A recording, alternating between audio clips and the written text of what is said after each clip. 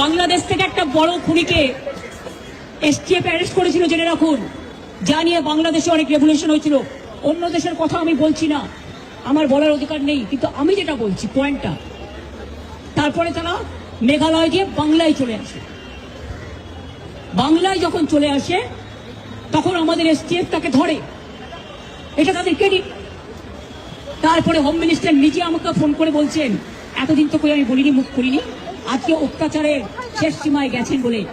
কারণ এটা জানে, আমি এখনো নামটা বলছি না ভদ্রতা করে, বাংলাদেশের লোক উত্তাল হয়ে যাবে। আমি সেটা চাই না, আমি দেশকে ভালোবাসি। না বলবো না দেশের স্বার্থে। কি বললেন?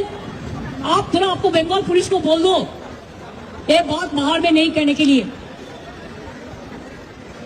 ये देश के लिए है। কাকে দিয়ে খুন করিয়েছিলেন, কার কার নাম বেরিয়েছিল? আজ গভর্নমেন্ট চেঞ্জ হলেও মনে রাখবেন, আমি তো সবটাই জানি।